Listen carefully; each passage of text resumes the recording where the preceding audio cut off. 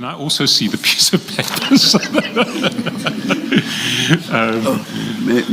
May I ask that Mr. Mogotsi should please write the first name as well, if he knows it. Thank you.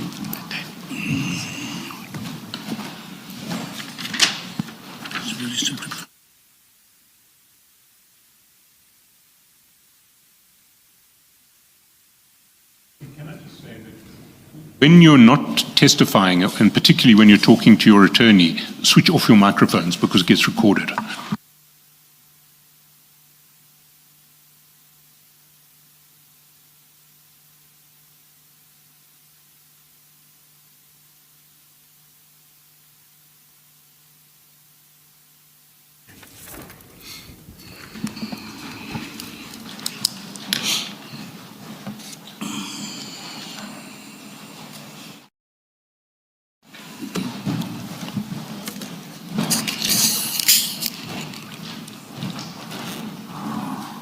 Thank you.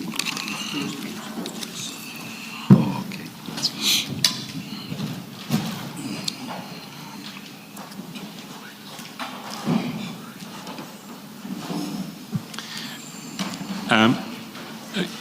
Mr. Mogotsi, at the end of paragraph 19... Sorry, Mr. Chancellor. Please continue. At the end of paragraph 19, you say, during my clandestine investigations, I uncovered criminal activities, and as a result, my scope of work investigation was expanded. Can you amplify that? Can you give an indication of the sorts of criminal activities that you uncovered and how your scope of work expanded? At first, it came about most of the missions which were done in like informants working with the police, how the claims of informants will be inflated on the original submission as opposed to what the informant will receive. But most importantly was the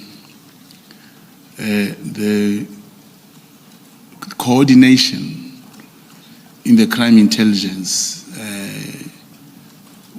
in terms of, I may just give you one example. There was a time when an instruction was given out that all informants would receive a flat rate amount, whereas when claims are done, you see a different. You'll just get a different thing. And remember, commissioners. What do you mean by seeing a different thing? Different amount, like it was now known, and that's what created a big problem for the crime intelligence, when all informers were given a flat rate of 3,000 rand, irrespective of the work they have done. And I believe as we continue, one will give you tangible explanation, evidence that shows how the crime intelligence actually got affected to where we are today. Yes. Just to be sure I understand you, Mr. Mogotsi, are you saying the informants would be paid a flat rate, but when the claim was made in respect of that informant, yes, a higher amount would be claimed? Yes. But now from the so-called slush fund. Yes, that's correct. And not only that. All right. Commissioners, what is contained in the statement is mostly questions which were directed to me to respond to. I believe this commission, through the contribution, how we want to assist this commission, there will be a drastic change, especially in the crime intelligence. As we go on, we'll be able to get the picture, the actual picture, as to actually why are we here, why there is this commission, as we go on, I believe so. Apologies, I interrupted you. You were still at the point where you were talking about the flat rate being paid, but a higher claim being made. Yes, that's where an informant will tell you, I've received this much, and your source inside will tell you a different amount. And then as 2 or 3 of those things happen, that's when the scope gets expanded. Yes. And how did the scope expand? Then that's when you start focusing on something very, very difficult. If a particular or if an incident of that kind has occurred, commissioners, it will now call to check as to after every arrest, how will this informant be remunerated? Now, not focusing on fighting crime. Now, wishing that there could be something happening that there could be, and once arrest has happened, then one will want to know how the whole thing unfolded at the end of the day. Just to clarify, Mr. Mogotsi, I think earlier you said that payments would be made in cash. That's correct. So were there records that you verify against if you're doing this investigation? Yeah, the utilization of a source, it's a very tricky thing. It goes with loyalty and trust. But the source will always show you something which you cannot take. But then you'll inform your handler that, such and such has taken place. That's correct. Thank you, Mr. Chairperson.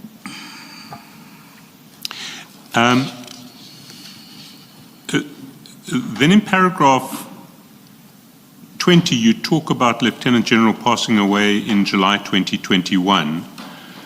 Can you explain to the Commission what happened at that point? Lieutenant Mufazi passed away in 2021. Sorry, excuse me. And then immediately my handler has instructed me to lay low.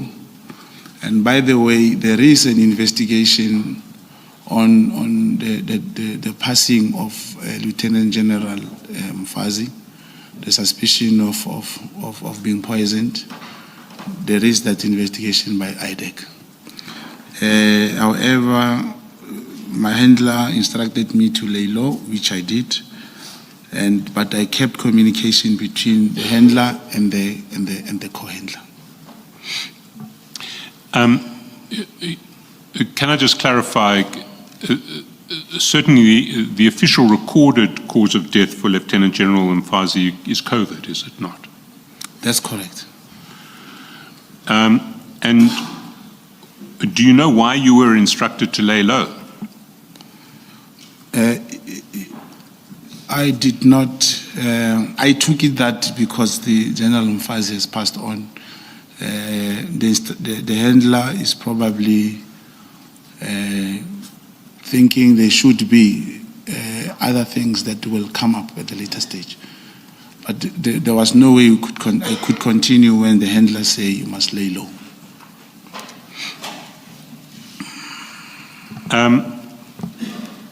Paragraph 21, you talk about the period December 23 to January 2024. Had you been laying low from July 2021 through to December 2023?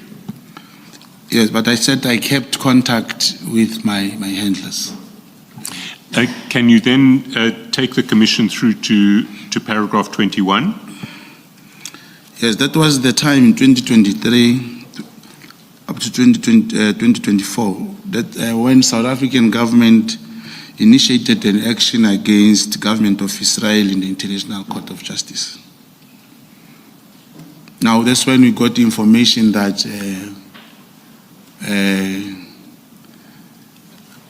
the area in Richards Bay, which is controlled by this Israeli interest,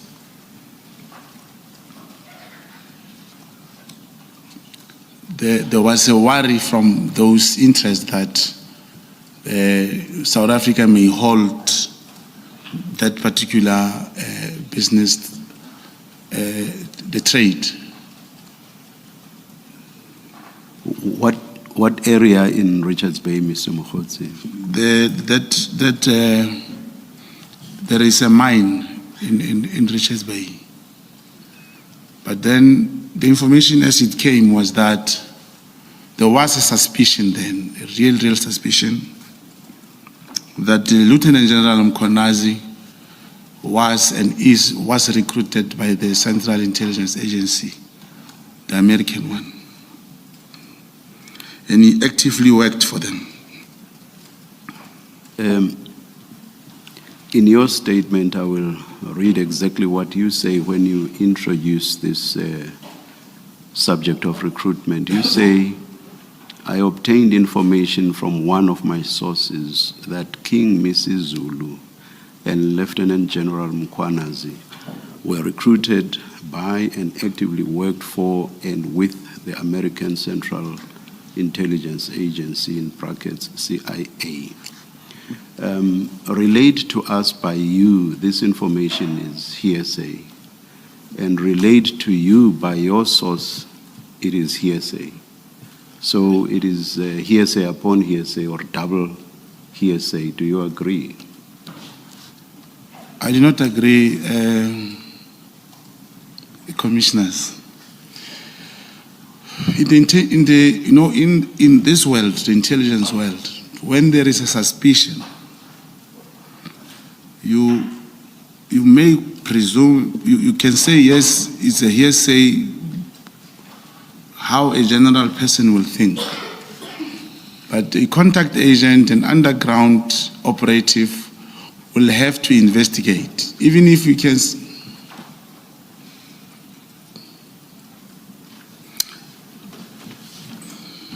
No, please continue. Okay. The hearsay part, it becomes something of a general knowledge. One must investigate because it's a suspicion. Now, if a source says to you,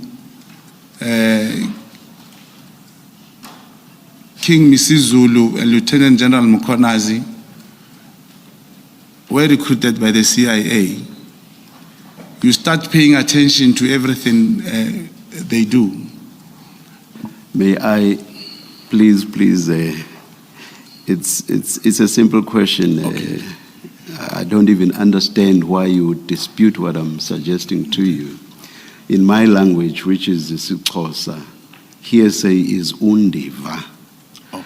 I've asked my co-commissioners what it is in Setswana, and they tell me that it's mabaribari. It's true, it's true. You know that? Yes, I know that. So all I'm asking you That's correct. is whether you accept hore. It is yes. Mabaribari. Yes, it was mabaribari when it was first presented. Yes, I'm That's not correct. asking about what you would then Thank you. establish Thank you, afterwards. Thank you, Commissioner. Ke batla ho tseba hore ke mabaribari na. Fair. Ne? Thank you. Ke ona? Ke yona. Thank you. Hey, go buile monate ka bo ka gopola ditlepe-tlepe tsa ka, man. Thanks. I don't want you to misunderstand me. That's correct. Hearsay evidence is admissible in this commission. The only issue would be its probative value.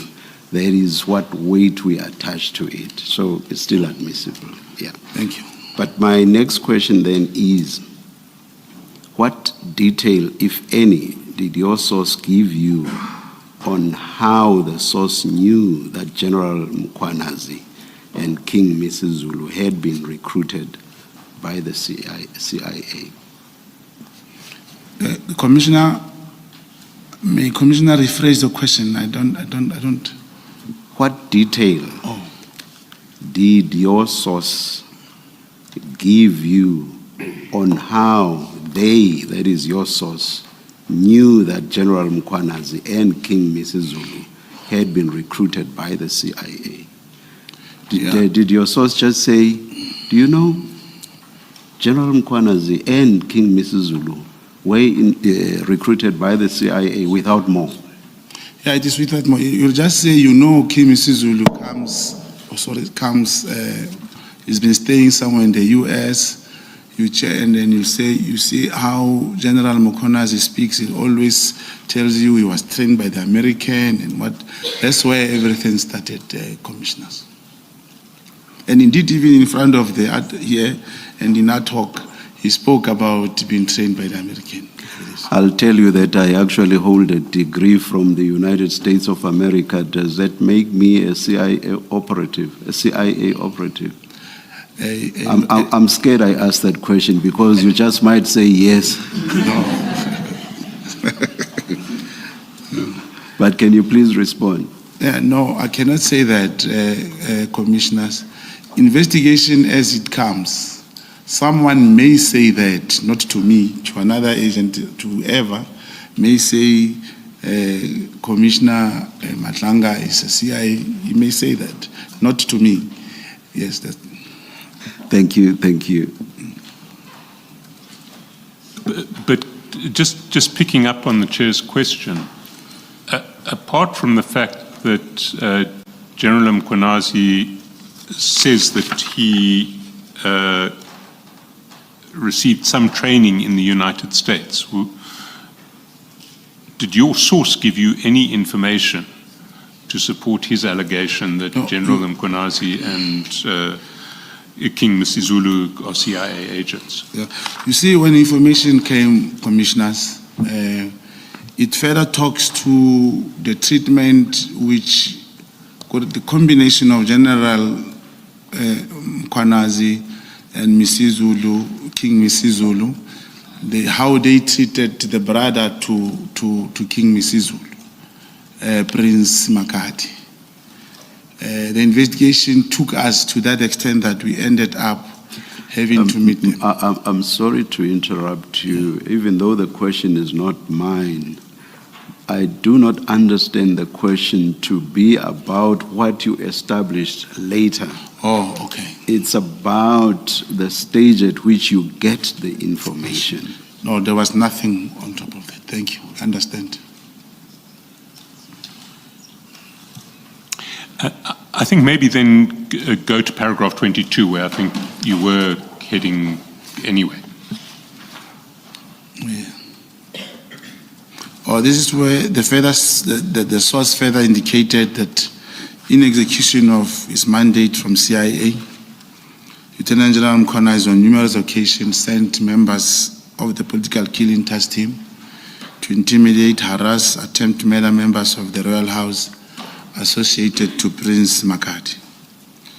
Now, a number of cases were opened with SAPS in KwaZulu-Natal related to this conduct. And these cases were, however, not investigated or acted upon by SAPS due to intervention of Lieutenant General Mkhwanazi, being the Provincial Commissioner of KwaZulu-Natal. So, can you explain what evidence, if any, you received to substantiate the statement that this was in execution of a mandate from the CIA? It is because we ended up, like I'm mentioning, Prince Makati, commissioners. Part of my network, we ended up having to meet with them.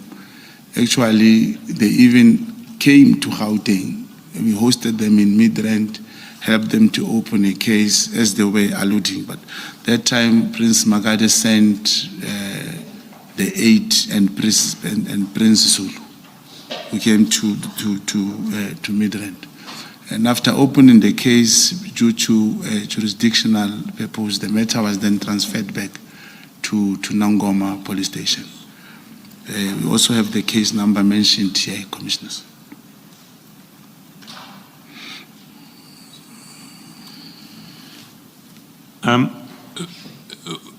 You mention in paragraph 22 that cases relating to alleged intimidation, harassment, and attempted murder of members of the royal household associated with Prince Makadi were never investigated or acted upon by the SAPS.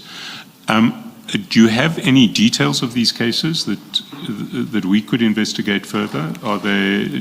That was said during when we opened the case, when we said, okay, come, let's open it and let's see what will happen. This is what came from the investigation, Commissioner.